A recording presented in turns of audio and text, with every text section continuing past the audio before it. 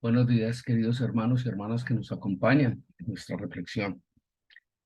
El día de hoy, jueves 9 de febrero, continuamos con las reflexiones que hemos venido desarrollando sobre el primero de los libros de los Salmos dentro del texto de David y de su hijo, de, se me escapa, eh, quienes redactaron los Salmos y quienes plasmaron allí una serie de planes, de cartas de navegación en la vida, con unos esquemas muy precisos. El hijo de David se llamaba Salomón. Y allí encontramos unos esquemas que parecieran tener unos patrones muy claros, muy identificados de qué es lo que pasa, cuál es su consecuencia, cuál es su causa y paralelamente se establece cuál es el mejor mecanismo, el mejor procedimiento para subsanar esa condición y poder obtener un estado que permite ese crecimiento a la luz de la palabra de Dios, reconociendo en cada uno de ellos la grandeza de Dios. Y el Salmo 19, que es el salmo en el que nos vamos a detener el día de hoy a hacer una reflexión, no es la excepción a esto, con una particularidad, y es que este Salmo 19 es un salmo que se centra básicamente en reconocer la tremenda gloria de Dios y en establecer cuáles son esos elementos de su gloria que nos permiten a quienes en él creemos lograr ser aceptos en Dios a través de Cristo. Es bien fuerte, bien contundente este Salmo 19. Corto, pero sustancioso. Veamos entonces nuestra reflexión de hoy. Por supuesto, dando gracias al Creador, clamando por su misericordia para nosotros, para nuestros seres amados, para aquellos que nos aman.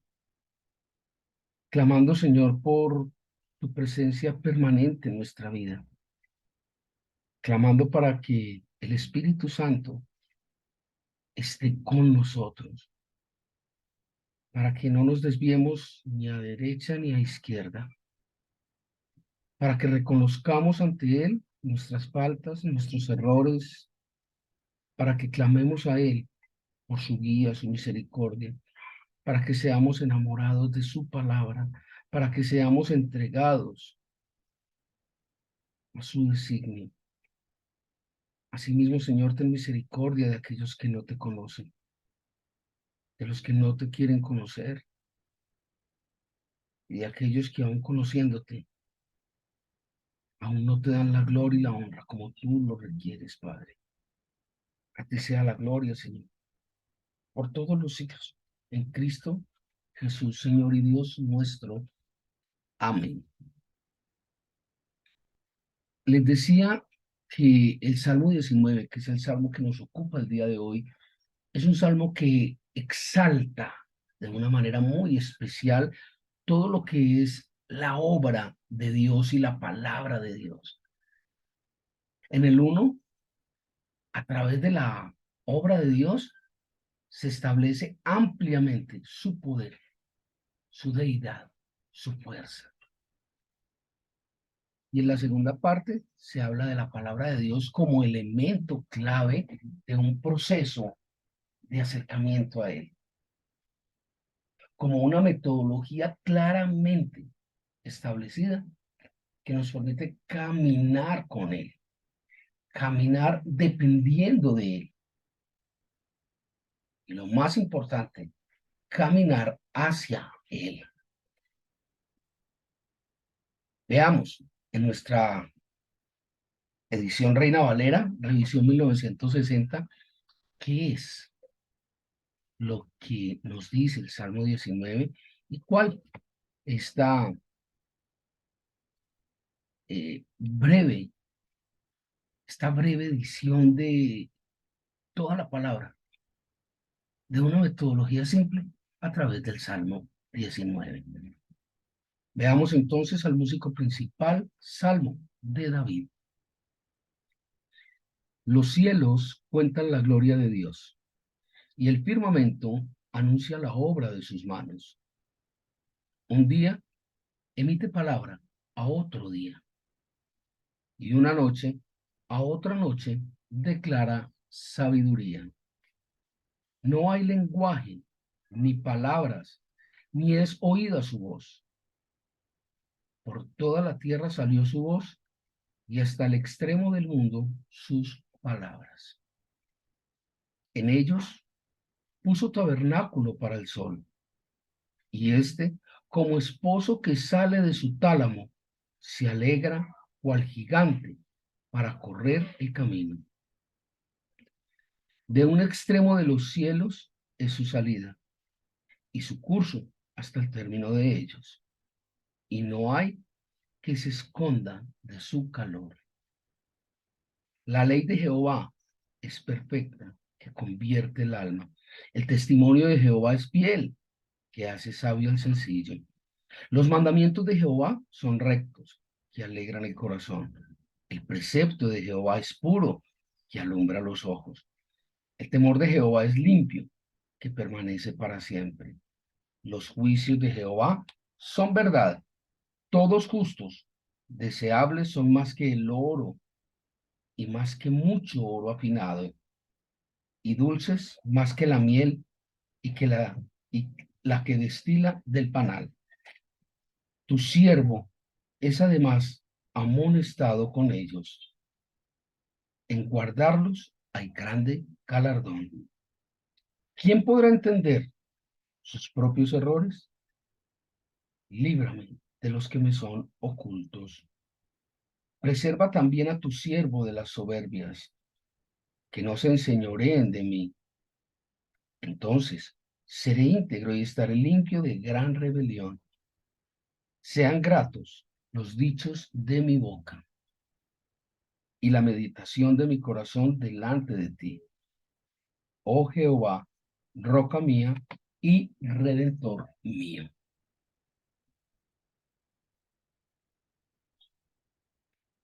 Extraordinario, claro, sencillo, contundente, avasallador. Y miren cómo aquí se identifica precisamente ese esquema. Y allí, muy mimetizado, muy camuflado, muy casi desapercibido, empieza a dar una serie de tips, una serie de elementos que si leemos desde la fe y desde el entendimiento cuidadosamente, en otras palabras, si estudiamos este salmo, empiezan a aflorar y empiezan a aportar elementos importantes para esto. Miremos que hay allí, en los primeros 4 versículos, todo un esquema de quién es Dios, de cuál es su grandeza, de cómo el tiempo avanza inexorablemente y nosotros no podemos hacer nada frente a eso. Y cómo el salmista muestra que los seres humanos somos parte integral de la creación del mundo. Y es por eso, y quizás solo por eso, que debemos someternos a Él, que debemos adherirnos a Él. Claramente lo observamos allí. Dice, eh, nada hay que se esconda del calor del sol. Habla de que el esposo, como cuando sale de su lecho de matrimonio, de su tálamo, inicia su camino. Se alegra cual gigante para recorrer su camino. Y habla de cómo el sol sale de un lado y se oculta al otro. Y de cómo a un día el sol prepara el día siguiente y de cómo la noche prepara el día siguiente. Y el hombre, de todas las cosas que hay creadas y de todas estas cosas que están fuera de su control, el hombre es el gigante de la creación. Y allí lo llama, se alegra cual gigante para recorrer su camino. Posterior de establecer quién es Dios y cuál es el punto del hombre dentro de la creación. El Salmo entrega a este hombre, que es el gigante de la creación, una serie de elementos. Y una serie de elementos que el hombre debe y tiene la obligación de conocer para ser ese gigante de la creación. Y lo vemos allí claramente del versículo 7 al 10. Establece, la ley de Jehová es perfecta, que convierte el alma. En otras palabras, resguardes en la ley y su alma será transformada. ¿Recuerda lo que dice por allá en Romanos? Transformando vuestro entendimiento. Dice, no os sometáis a este siglo, sino transformaos. Y aquí está una clave perfecta para ello. La ley de Jehová es perfecta, que convierte el alma. Dice, el testimonio de Jehová es fiel, que hace sabio al sencillo. Si yo camino en las cosas de Dios, si yo camino conforme lo que sale de la boca de Dios, aún desde la más grande sencillez, habrá algo mucho más importante y más valioso, sabiduría. Y recuerden que es quizás el único elemento que Dios dice, y al que le falte sabiduría, pídala, y se le dará en gran medida sabiduría, escuchando la palabra de Dios. Una vez más, vamos a la cita en Romanos. La fe es por el oír la palabra de Dios. Viendo cómo todo esto se encaja. Y Romano está por allá. Es como el sexto libro del Nuevo Testamento. Juan, Mateo, Marcos, Lucas, Juan, Hechos,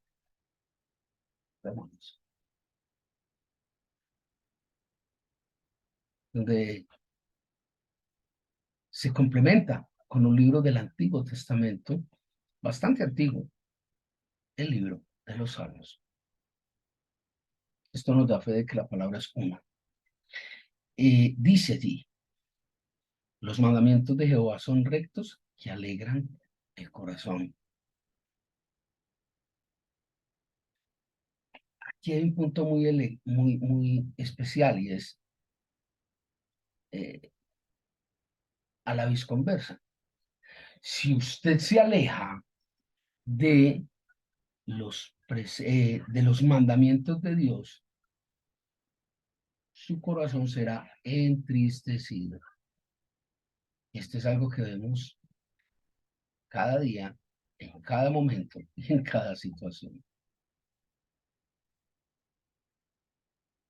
Muchas personas que viven y se mantienen sobre, dentro y para el pecado, Normalmente viven una vida que es un infierno.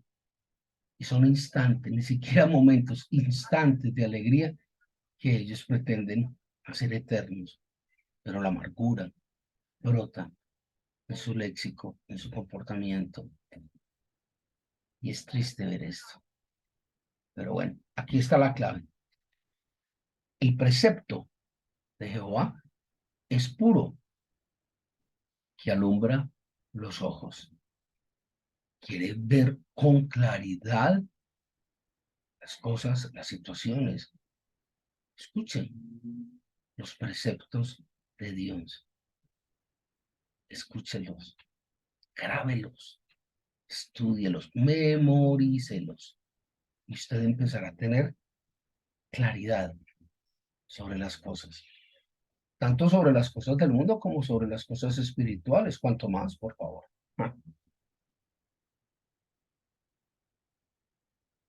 El temor de Jehová, dice allí, voy en el versículo 9, es limpio, que permanece para siempre.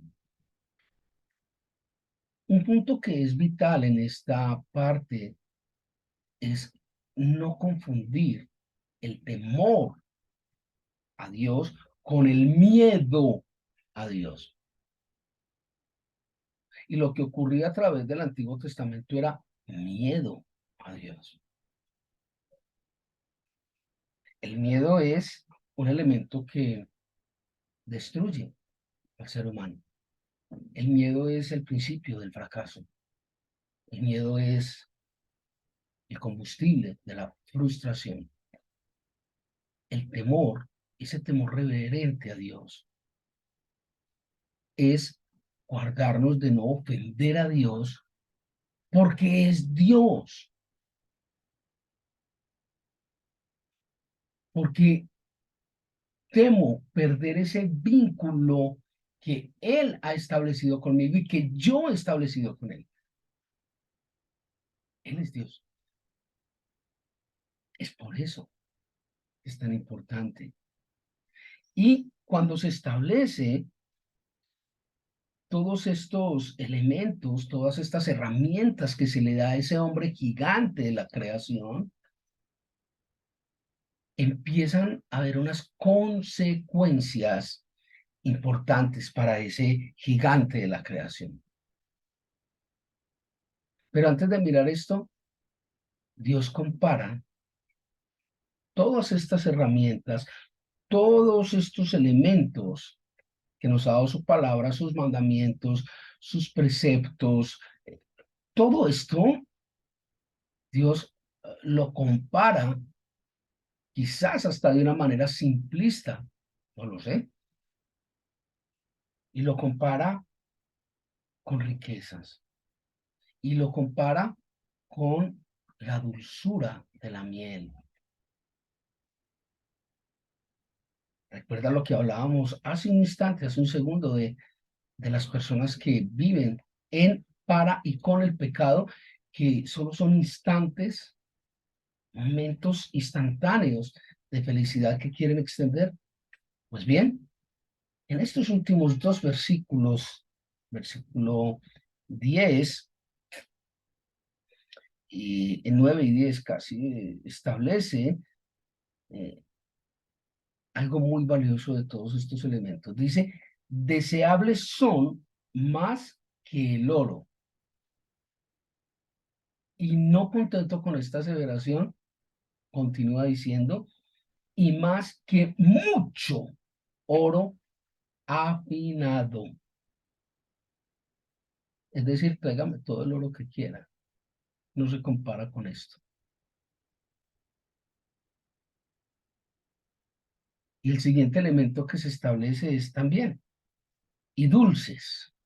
Son todos estos elementos más que la miel y que la que destila del panal.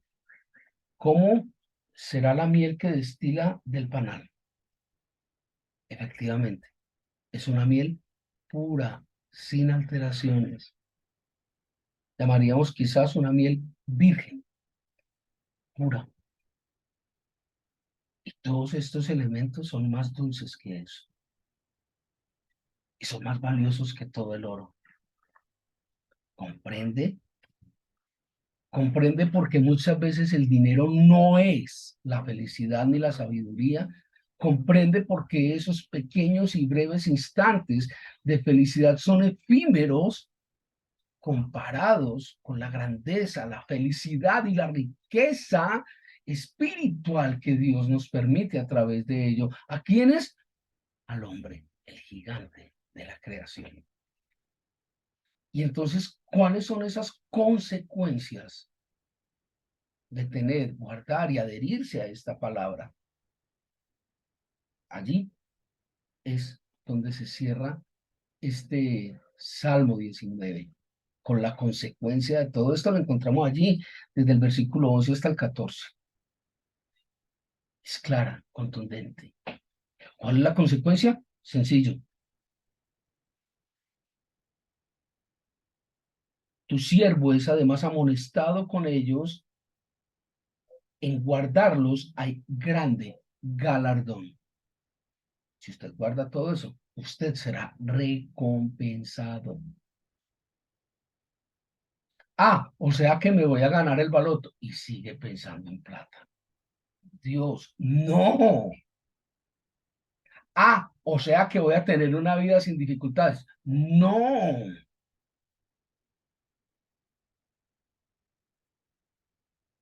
Ah, o sea que voy a tener una vida rosada con unicornios y arcoíris. No. Mire cómo empieza el versículo. Piensa en todo lo que acabamos de leer, de analizar y de reflexionar sobre ello. Dice, tu siervo es además amonestado con ellos. O sea, no solo es que usted diga yo lo hago, yo me adhiero, yo guardo, yo tengo, yo escucho, yo estudio, sino que si eventualmente usted llega a desviarse, usted llega a despistarse en el proceso, que es absolutamente claro, posible, factible y ocurre, el mismo Dios se encargará de amonestarlo, de decirle, por ahí no es.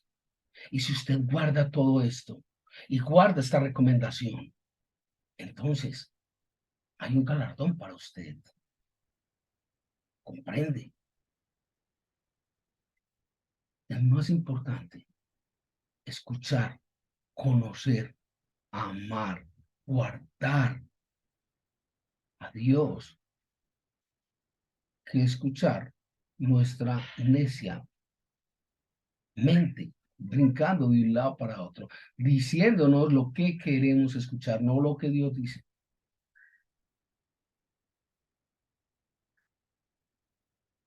Y continúa allí diciendo, ¿quién podrá entender sus propios errores? Líbrame de los que me son ocultos. El problema realmente de los hombres no es equivocarse o fallar en esos procesos. El problema realmente es cuando usted se equivoca, falla en los procesos y usted cree que no. Me viene a la mente la palabra obstinación, terquedad, soberbia.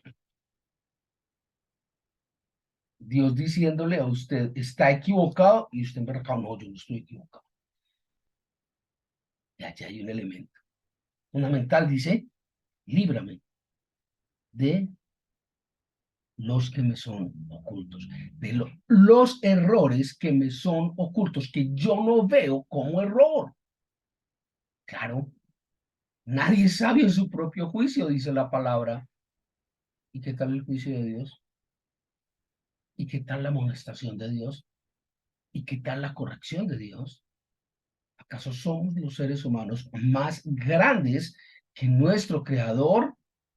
Para nada, para nada. Y hay el peligro en los que nos exponemos muchas veces ante nosotros mismos y ante líderes espirituales, llámese pastor, sacerdote, lo como quiera. Es que Dios me dijo, es que Dios me mostró. Eh, bueno, sí, es probable, claro que Dios te habla, pero lo que te está diciendo Dios es coherente, es idéntico a lo que dice la palabra de Dios. Hay un sustento en la palabra de Dios para lo que Dios te está diciendo. ¿O es tu mente la que está adaptando la palabra de Dios para que tú creas lo que tú crees? Buen punto, ¿no? Pensemos en eso. Preserva también a tu siervo de las soberbias, que no se enseñoreen de mí. ¿Recuerdan que hace un momento hablábamos de soberbia?